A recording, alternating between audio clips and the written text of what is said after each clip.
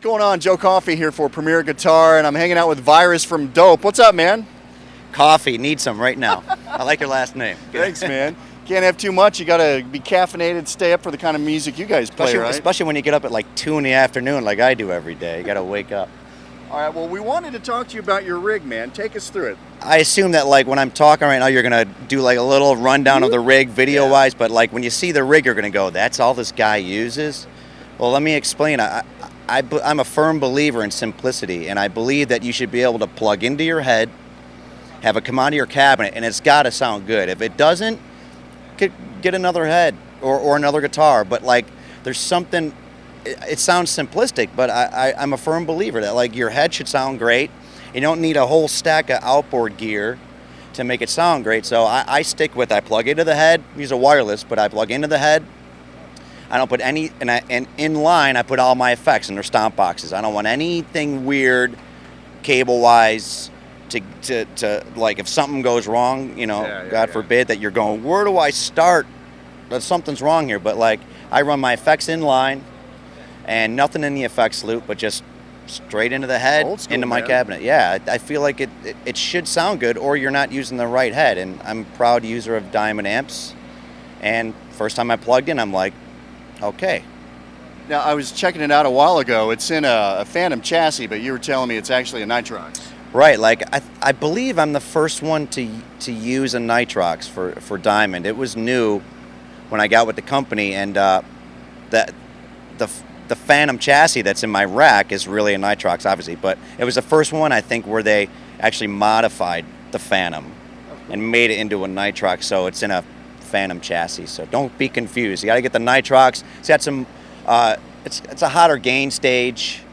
And it's the highest gain Diamond head out there. I was going to ask you. I mean, there are a lot of great Diamond amps, Takata, Phantom, all these other ones. Takata's a nice one. Yeah, it's really nice. It's solid. But so the Nitrox, it's all about just that crazy heavy dirt. Yeah, it takes it to the extreme. The gain. I know that I like a lot of gain because I feel like I can control it. But some guys will just, you know, have the gain up to like 7 or so, and that's cool for them. But I need the gain, and then I feel like I can control it. But some people are like, dude, you use way too much gain. But it's a matter of if that's how you play, because it's all really in the fingers, you know, like if you feel like you can control it, you know. And it, you know, it's a heavy amp, but it does clean up pretty well too. That's the beautiful thing about it. If it seems like no matter where you are on the preamp stage of the gain, I can take my volume down to like 0.5 or 1 on the guitar, and it cleans up so nice. And it's kind of like that with all the Diamond heads. But it's how you know you're using a great head. It should sound good, clean channel, dirty channel, and no matter where you're at, you should be able to get different sounds out of it. So, cool. All right, so you're old school, nothing in the effects loop, small board. I saw a couple Digitech pedals on there. I'm a Digitech guy. I use a whammy wah because everybody does, and like a delay for some solo stuff, and a phaser that I never use. It's just sitting there. You know, once in a while I'll step on it by an accident. But, you know, delay for the solos and the whammy wah. Like I said, keeping it simple.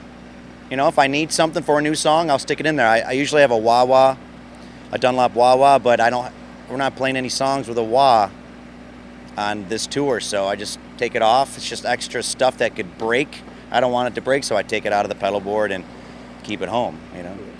What about your guitars? DBZ. New line. A lot of people haven't even seen these yet, but they know the name behind it, Dean Zielinski of, you know, Dean Guitars. He's got his own company now. You're on this thing on the forefront. Talk about what that's like, kind of getting into his new stuff, figuring out what you want to use. I'm so lucky that I get to use these amazing guitars from Dean Zielinski, and I'm like one of the first guys to take him on tour. Like I'm so lucky. I get to use Diamond amps and DBZ guitars, and man, that's awesome. You know, being a guitar player, a pro out here, and getting to use great gear, and the company believes in you. Like I couldn't be more grateful for that. 'Cause, you know, and it's good people. Because a good company starts with good people. And then I've been with Dean Zielinski for, God, it's 9 years now. And when I met Jeff Diamond from Diamond Amps, I was like, this is a great guy, good businessman, makes great product. So I feel like I'm in great company with great products, and I'm really lucky I want to say thanks to those guys. Here it is, DBZ guitars. Wow, man. Absolute beauty. This is the one. This is called the Bird of Prey. And I'm going to say that I think this is like the flagship of the pointy shapes, the dark side of DBZ. I just think that this is a classic guitar already. It looks right. It's balanced, and it plays superbly. And you can get graphics, or you can get like a trans black or trans red. But I'd like to point out the headstock, which will probably be USA models only. But this floating headstock here is just really draws a lot of attention. That's why I don't know that people see the guitars and they're just like, what is it? And because they're just blown away by it. It's gorgeous. Licensed Floyd EMGs. Floyd Rose, yep, EMGs, 81, 85s, no Winlays, Floyd Rose. Again, this is an American guitar. There are going to be imports, but and you'll be able to tell by the floating the headstock. All right, dude, your V is ridiculous, man. Look at the contours in there. This is a Cavallo, and it is a V, like you said. And if you notice, just check out all the contours on the face of the guitar, and it's really comfortable. Just kind of, it's not like a bulky squared edge or anything. It's just contoured for you and plays beautifully. Again, it's a USA guitar. We have the floating DBZ logo on the top and a Floyd Rose, same EMG configuration, 81, 85, but it's absolute beauty. Plays great. Plays great. That's my favorite right there, the Bird of Prey, but both guitars just play great.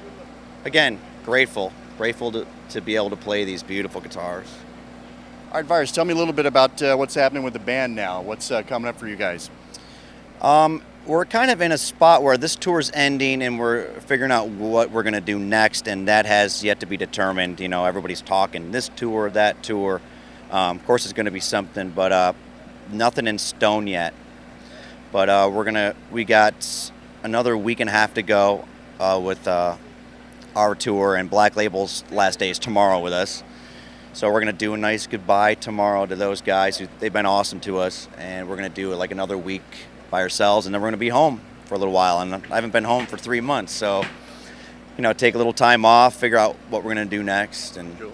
But get the record. The record's out. Came out in February. Dope, No Regrets on Koch Records. Check it out. All right, dude. Thanks for your time, man. Thanks Appreciate for having it. me. All Thanks right, for man. coming down. I'm Joe Koff. You're watching PremierGuitar.com.